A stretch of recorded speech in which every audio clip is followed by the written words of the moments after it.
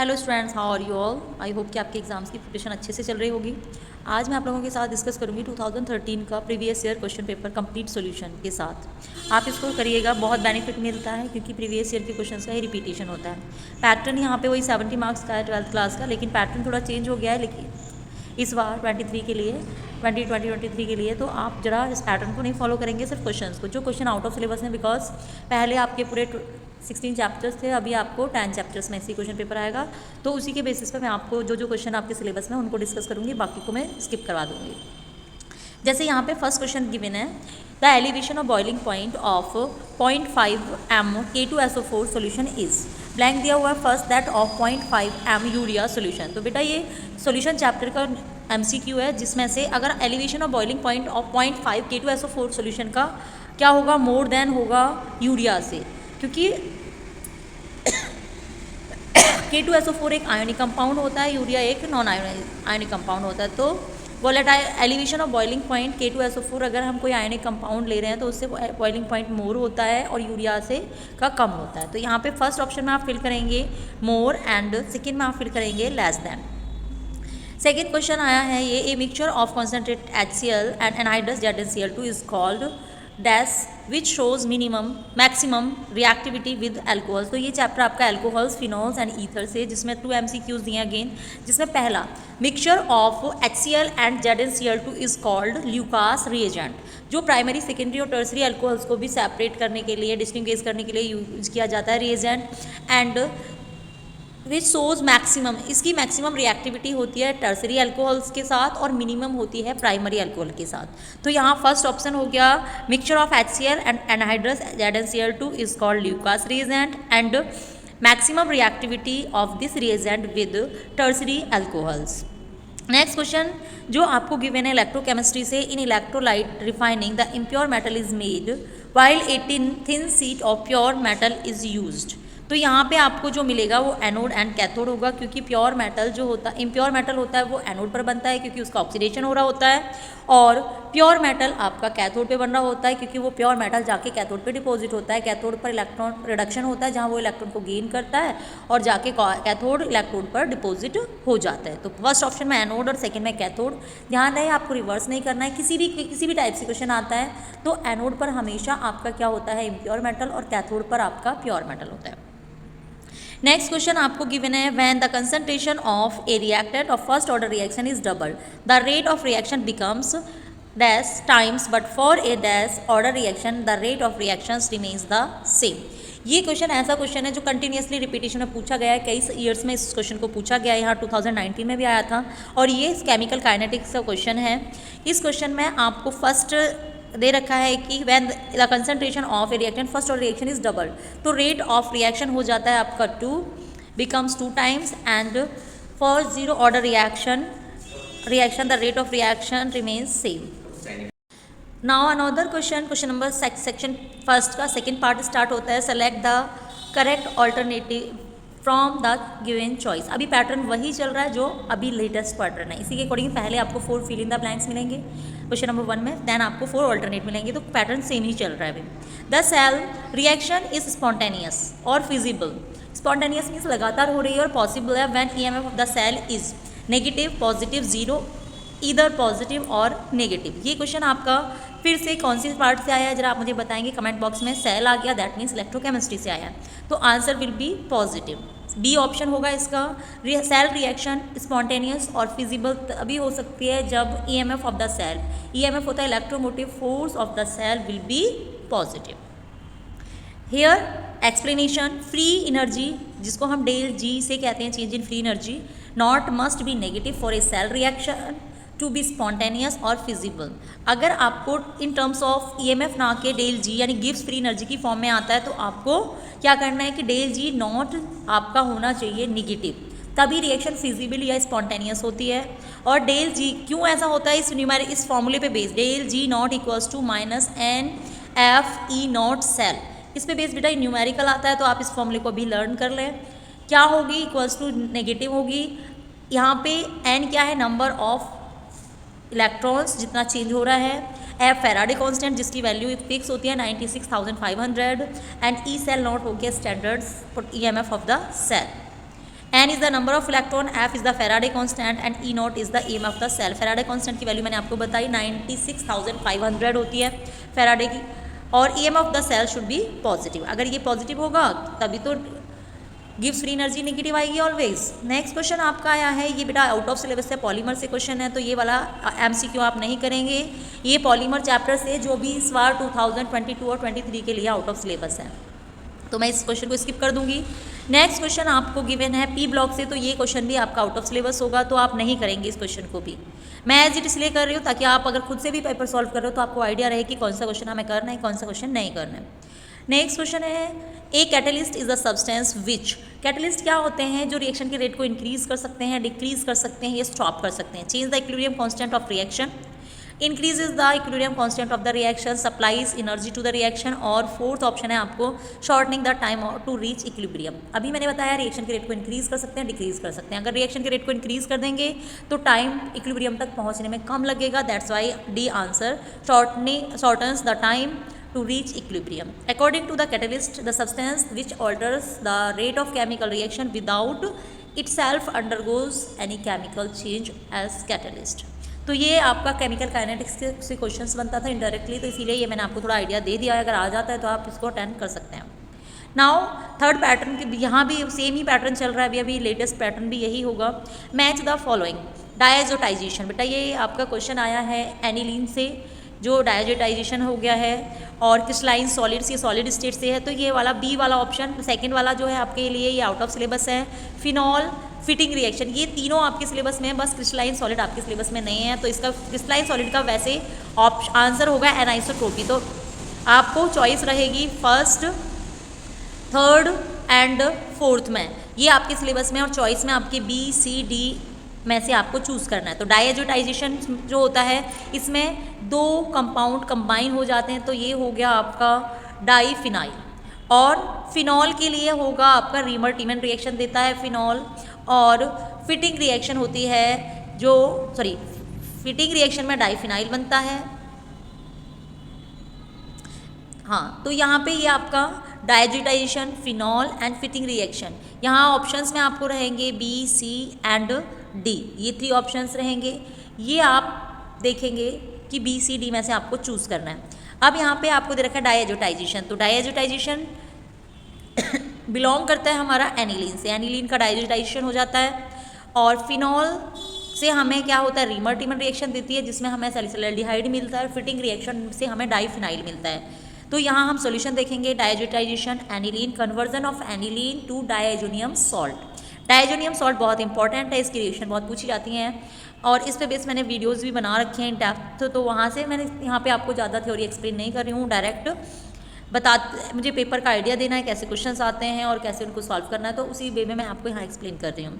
Saline solid मैंने बताया था एनाइसोट्रोपी होते हैं, ये आउट ऑफ सिलेबस है. बी सेकेंड वाला फिनॉल रीमर टीमन रिएक्शन देता है जब फिनॉल रिएक्ट करता है क्लोरोफॉर्म एंड NaOH के साथ, मतलब NaOH की प्रेजेंस में, तो हमें सैलिसिलैल्डिहाइड मिलता है, जिस रिएक्शन को हम रीमर टीमन रिएक्शन कहते हैं. मैंने ये इसकी सेपरेट वीडियो बना रखी है, सारी नेम रिएक्शन जितनी भी 12th में आपके लिए इंपॉर्टेंट है, आप जाके सर्च कर सकते हो मेरे चैनल पे, chemistry for all exams by Manisha Tomar. Topic title डाल के आप बाय मनीषा तोमर ज़रूर सर्च करेंगे.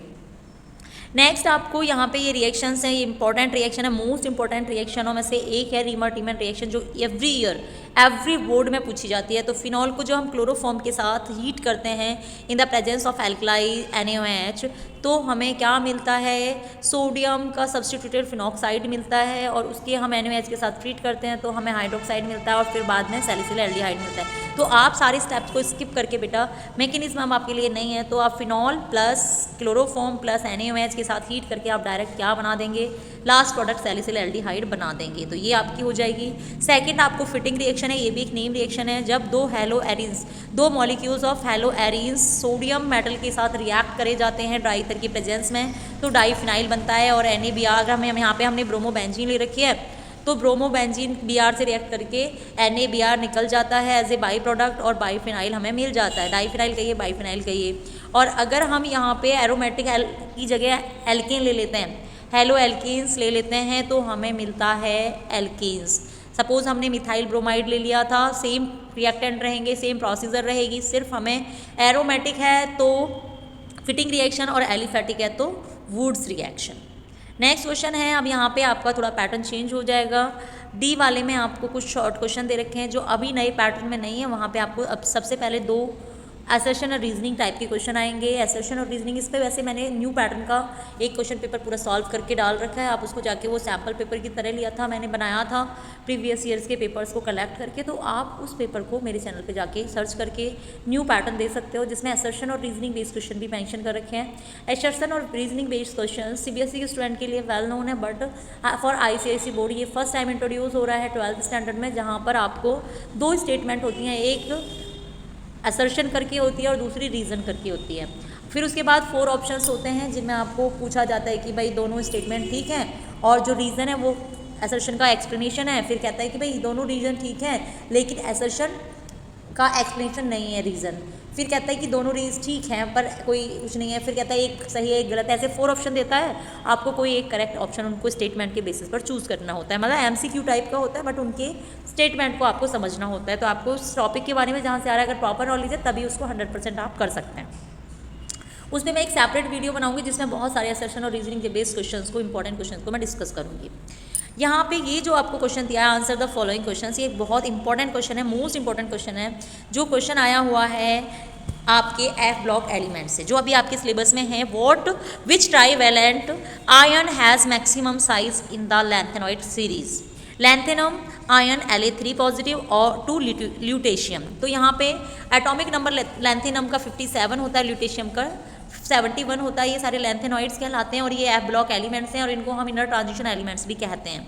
तो सबसे पहले आप इसका आंसर देखेंगे, एक्सप्लेनेशन में वर्बली आप इतने अच्छे से नहीं समझ पाएंगे, तो मैं यहाँ पे आपको इसका आंसर पहले एक्सप्लेन करूँगी, after that I will tell you another thing. इसका रीज़न होगा बेटा, so answer of this question is the lanthanoid series start from lanthanum 3 positive to Lu3 positive, but its size decreases from La to Lu because largest size of the first element lanthanum, and if we are moving in any period left to right due to involvement of f orbital or increase the nuclear charge, size of lanthanoid decreases. Same condition is applicable for trivalent molecule ions also. That's why Lu has smallest size and La have highest size. Next question is, now your next question is, explain why Cu2 positive is paramagnetic but Cu positive is diamagnetic. Atomic number देखिए, copper जो होता है एक exceptional case होता है जिसमें Cu2 positive, जब हम इनका इसका कॉन्फ़िगरेशन देखते हैं तो हमें इसका कॉन्फ़िगरेशन मिलता है, हमें इसका मिलता है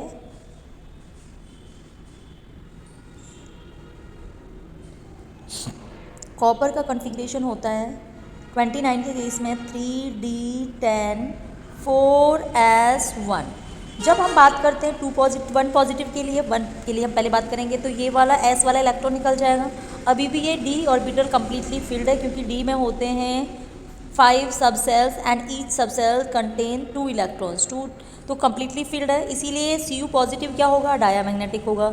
जबकि Cu2 पॉजिटिव में एक इलेक्ट्रॉन, Cu2 पॉजिटिव के केस में क्या हो जाएगा, 3D9।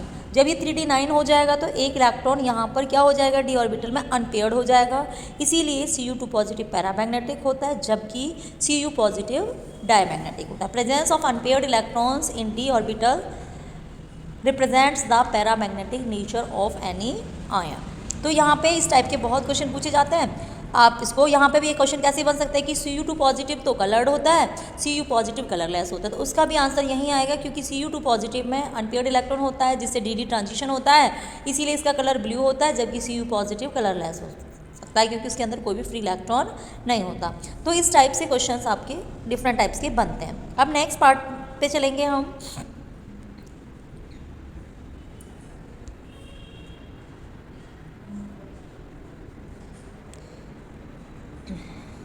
नेक्स्ट क्वेश्चन है, calculate the boiling point of urea solution when 6 gram of urea is dissolve in 200 gram of water. के भी आपको वाटर का गिवन है 0.52 किलो केल्विन किलोग्राम पर मोल। बॉइलिंग पॉइंट ऑफ वाटर आपको गिवन है 373 केल्विन मोल, और यूरिया का वेट भी गिवन है। तो आपको क्या करना है यहाँ पे देखिए, ये आपका है एलिवेशन ऑफ बॉइलिंग पॉइंट से न्यूमेरिकल। इस न्यूमेरिकल को आप कैसे सॉल्व करेंगे, बहुत ही सिंपल तरीके से करेंगे। आपको T = होता है T0 + ΔTB। तो सबसे पहले आपको यहाँ से TB कैलकुलेट करना है। TB कैलकुलेट करने के लिए हमारा फॉर्मूला मैंने डिफरेंट वीडियो बना चुकी हूँ, वहाँ जाके देखेंगे। पहले इसका TB कैलकुलेट करेंगे और उसके बाद T कैलकुलेट कर लेंगे, जिससे दोनों को ऐड करके आपको क्या मिल जाएगा, T की वैल्यू मिल जाएगी, यानी कि boiling point of pure water आपको मिल जाएगा। नेक्स्ट क्वेश्चन आपको गिवन है,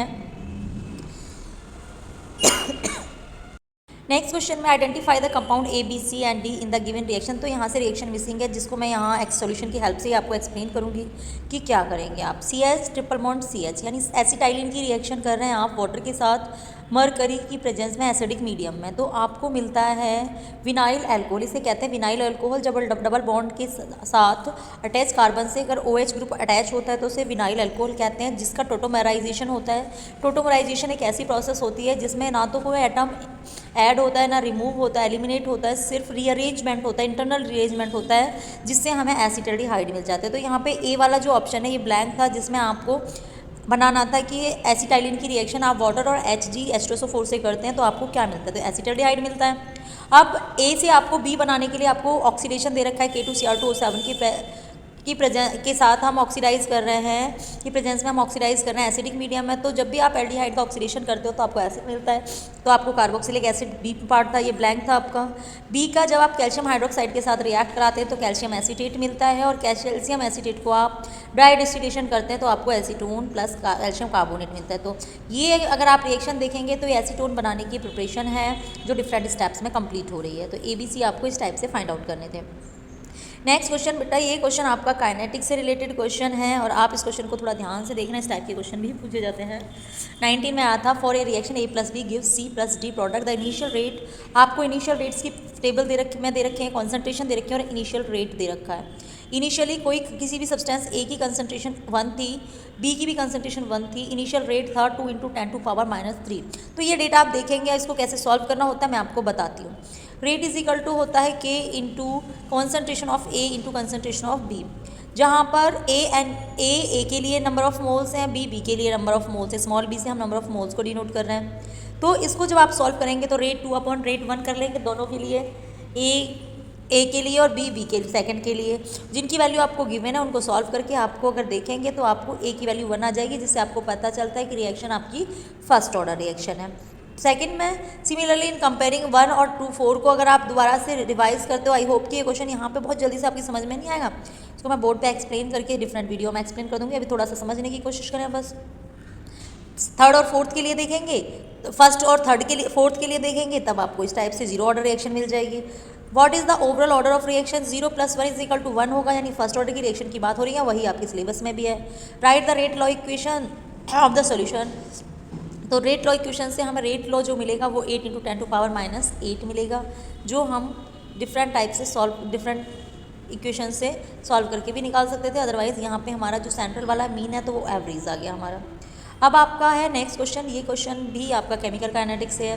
25% of first order reaction is completed in 30 minutes. आपको 25 मिनट्स किसी रिएक्टेंट का 100% में से 25% डिकम्पोज हो गया है, प्रोडक्ट बन गया है उसको, और उसमें जो टाइम लगा है वो 30 मिनट्स लगे हैं। Calculate the time taken in minutes for the reaction to got 90%। अब आपको 90% में कितना टाइम लगेगा वो पूछा है, तो इस टाइप के क्वेश्चन बहुत पूछे जाते हैं।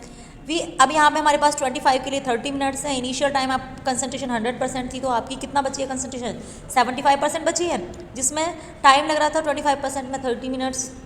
तो अब आपको सॉल्व करना है, तो फॉर्मूला क्या लगाएंगे, K = 2.303/T log A/(x), जो कि फर्स्ट ऑर्डर के लिए रेट ऑफ रिएक्शन का फॉर्मूला, ये इतना फॉर्मूला ये लर्न करके रखेंगे। इसको जब आप सॉल्व करेंगे तो आपको K की वैल्यू मिलेगी 0.0096 मिनट्स। वैल्यू पुट करिए सीधे सीधे और आपको वैल्यू मिल जाएगी, क्योंकि इनिशियल कंसंट्रेशन आपकी A होगी और चेंज इन कंसंट्रेशन आपकी A-x जो होगी वो 75% होगी। अब आपको 90% के लिए निकालना है, तो T 90 के लिए निकालेंगे तो K की वैल्यू ये वाली पुट करके सेम आपका 10% बचा हुआ है 90% में से, तो इनिशियल कंसंट्रेशन हो गई आपकी 100% और बची कितनी है आपकी 10%। तो उसके लिए अगर आप टाइम निकालेंगे तो आपको जो मिलेगा वो 240 मिनट्स मिलेगा अप्रॉक्सीमेटली। ये आपका सॉल्यूशन का वे था, आप ऐसे सॉल्व कर लेंगे। ये वीक काइनेटिक्स का क्वेश्चन था। अब क्वेश्चन नंबर 3 का पहला ही पार्ट आपके लिए आउट ऑफ सिलेबस है, जो कि हमारा केमिस्ट्री इन एवरीडे लाइफ से था। Second part also out of syllabus. Third part में आपको सिलेबस से ही है, जिसमें क्लोरोबेंजीन को जब आप ट्रीट करते हैं, कन्वर्जन आ गया है अमोनिया के साथ, तो कॉपर ऑक्साइड की प्रेजेंस में हीट कर रहे हैं आप, तो आपको क्या मिलेगा, एनिलीन से हमें क्या मिलेगा। जब हम क्लोरोबेंजीन को हीट कर रहे हैं तो हमें क्या मिलता है, NH3 प्लस Cu2O की प्रेजेंस में, तो हमें एनिलीन मिलती है, प्लस बाई प्रोडक्ट में Cu2Cl और वाटर मिल जाते हैं। तो ये रिएक्शन लर्न करने वाली है। Ethyl chloride treated with alcoholic potassium hydroxide. Ethyl chloride को आप जब ट्रीट कर रहे हैं एल्कोहलिक KOH के साथ, तो आपको मिलता है इथीन। ये हेलो एल्केन की केमिकल प्रॉपर्टीज़ है, जिसमें KOH से रिएक्शन करने पे आपको इथीन मिलेगा प्लस बाई प्रोडक्ट मिलेंगे। ये फिफ्थ का पहला आउट ऑफ सिलेबस पॉलीमर से, सेकंड भी आउट ऑफ सिलेबस पॉलीमर से है। और यहाँ 6 question, name 2 water soluble vitamin. 2 ही वाटर सॉल्युबल विटामिन होते हैं, B एंड C। जितने भी B कॉम्प्लेक्स होता है वो वाटर सॉल्युबल होता है, और C भी। विटामिन B की कमी से बेरी डिजीज़ होती है, और विटामिन C की कमी से स्कर्वी डिजीज़ होती है। तो इन डिजीज़ के नाम याद रखेंगे। विटामिन C का केमिकल नेम बहुत पूछा जाता है, तो एस्कॉर्बिक एसिड होता है इसका केमिकल नेम। रिचेस्ट सोर्स इसका आंवला होता है। जितने भी सिट्रस फ्रूट्स होते हैं ऑल कंटेन्स विटामिन C। और B हमें बीन्स और ग्रीन वेजिटेबल से मिलती है। How will you obtain give chemical equation. तो आप एनिलीन बेंजीन कैसे ऑब्टेन करेंगे, फिनॉल से। ये आप 11th में भी स्टडी करते हो। तो जब हम फिनॉल को जिंक के साथ, यहाँ बेटा ये एनिलीन रॉन्ग लिख गया है, ये आप ध्यान नहीं देंगे, ये बेंजीन है, इसको आप स्किप कर लेंगे। तो आपको क्या मिलता है, फिनॉल को जिंक से ट्रीट करते हैं तो बेंजीन मिलती है और जिंक ऑक्साइड मिल जाता है। आयोडोफॉर्म फ्रॉम इथेनॉल, ये भी बहुत मोस्ट इंपॉर्टेंट रिएक्शन है। जब हम एथेनॉल को आयोडीन प्लस कॉस्टिक सोडा के साथ हीट करते हैं तो आयोडोफॉर्म मिलती है, और as a by product other things मिलती हैं। How will you obtain the following salicyl aldehyde from phenol. तो ये रिएक्शन मैं ऑलरेडी पहले ही एक्सप्लेन कर चुकी हूँ। अभी हमने ये रिएक्शन जब MCQ टाइप, ये रीमर टीमर रिएक्शन जो थी आपकी, वहीं से ये रिएक्शन है कि फिनॉल से हम सैलिसिल एल्डिहाइड कैसे ऑब्टेन कर सकते हैं। तो ये रीमर टीमर रिएक्शन कोई दूसरी टर्म्स में दे दिया है लैंग्वेज बदल के, तो आप यहाँ देखेंगे तो वही रिएक्शन होगी। अब आता है propane two all from Grignard reagent. तो जब आप एसिटाल्डिहाइड प्रोपेनॉल टू का, प्रोपेन टू ऑल का मतलब होता है बेटा एल्कोहल, यानी सेकेंडरी अल्कोहल। और आप रिएक्शन कर रहे हैं जब एल्डिहाइड की ग्रिग्नार्ड एजेंट के साथ एसिटाल्डिहाइड से हमें सेकेंडरी मिलता है। अगर हम फॉर्मल्डिहाइड से कराते हैं तो हमें मिलता है, फॉर्मल्डिहाइड से कराने पे हमें प्राइमरी अल्कोहल मिलते हैं, सेकेंडरी से कराने पे ग्रिग्नार्ड की रिएजेंट, एसिटाल्डिहाइड से हमें कीटोन्स मिलते हैं या सेकेंडरी अल्कोहल्स मिलते हैं। तो हाँ, यहाँ पे हमें सेकेंडरी अल्कोहल ग्रिग्नार्ड की रिएजेंट एसिटाल्डिहाइड से कराएंगे तो हमें क्या मिल रहा है। अभी यहाँ पे कंप्लीट रिएक्शन नहीं दिया, मैं इसका डिस्क्रिप्शन ऑलरेडी पेपर में दे चुकी हूँ, उसको आप सेकंड पेपर से कर लेंगे। यहाँ पे मिसप्रिंट है तो मैं आपको एक्सप्लेन कर दूँगी। So the first order reaction, the rate time required 75% reaction, 2 minutes more than required 50% के लिए क्या होगा। तो अभी आपको ऐसा क्वेश्चन करा है, उसी बेस पे इस क्वेश्चन की आप प्रैक्टिस कर लेंगे।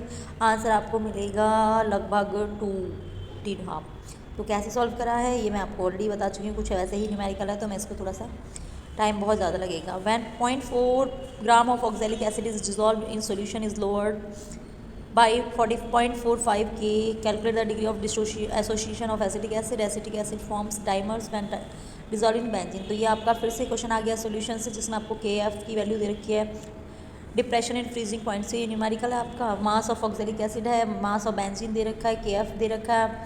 आप molar mass of oxalic acid find out कर लेंगे, जिसका फॉर्मूला होता है C2O4H2, और ΔTF आपको यानी depression in freezing point calculate करना है, तो उसका फॉर्मूला होता है I इंटू KF के। अगर इसका शॉर्ट फॉर्मूला देखते हैं तो I into KF into M होता है, जो कि M क्या होता है, मोलरिटी होती है, जिसको हम कर रहे हैं तो क्या आ जाएगा WB upon MB into 1000 upon WA। Values को पुट करेंगे, सारी वैल्यूज़ गिवन है, तो आपको आंसर मिल जाएगा 0.79, जो कि क्या होगा, एसोसिएशन फैक्टर होगा।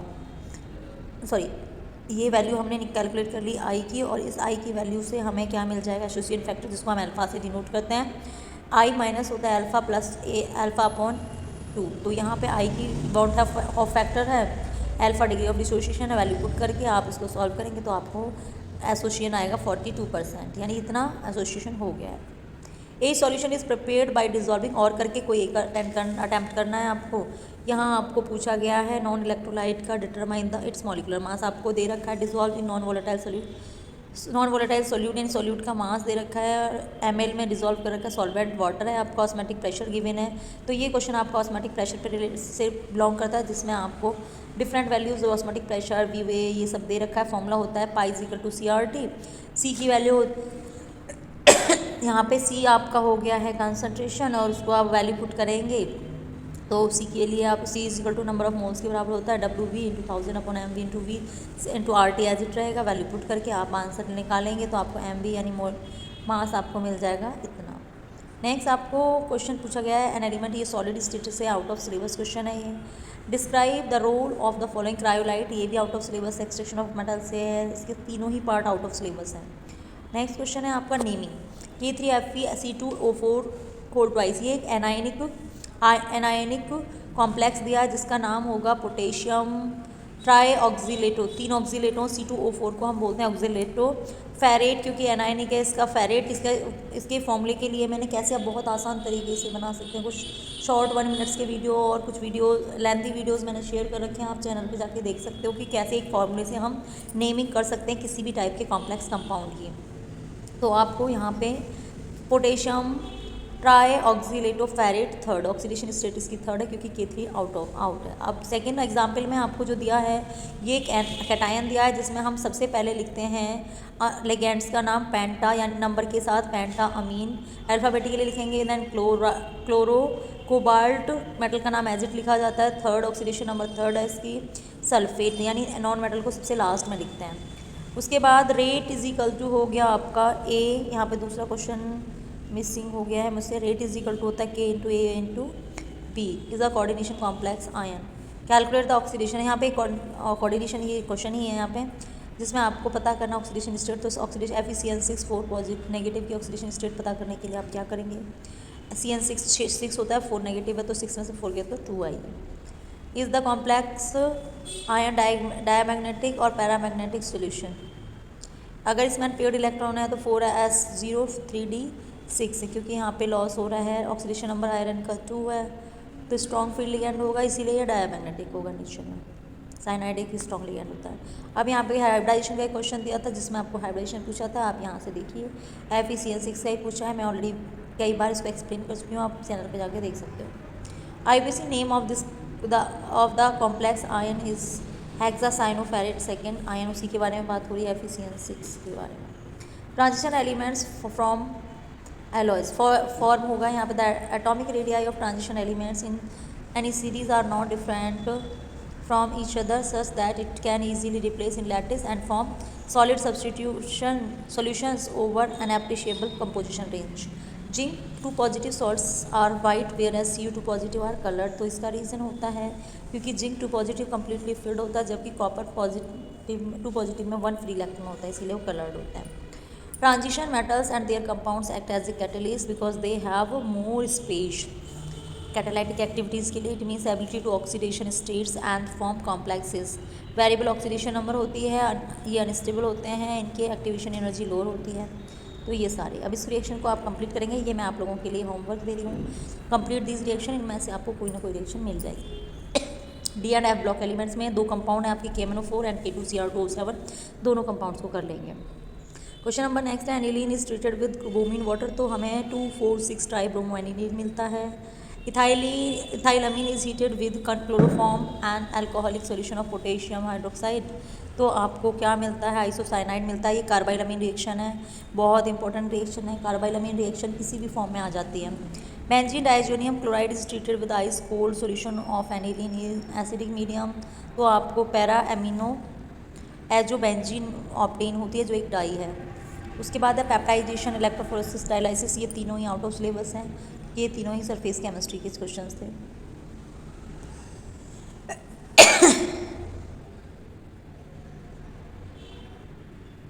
Calculate the EMF of del G for the cell, तो यहाँ पे भी पीछे मैंने एक फॉर्मूला बताया था, del G naught is equal to minus NFE value दे रखी है, आप कैलकुलेट करके आंसर ले सकते हो।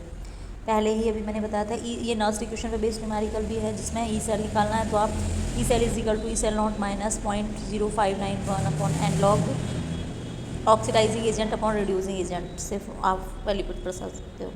स्पेसिफिक कंडक्टेंस क्या होती है, ये इलेक्ट्रोकेमिस्ट्री से है, इसे हम कप्पा से डिनोट करते हैं। ये है conductance of solution 1 centimetre length with area of cross section equal to 1 centimetre cube, it is denoted by kappa. और इसको अगर हम देखेंगे G is equal to kappa L A upon L, तो kappa is equal to G to L upon A होता है। L यहाँ पे लेंथ और ए एरिया होगा।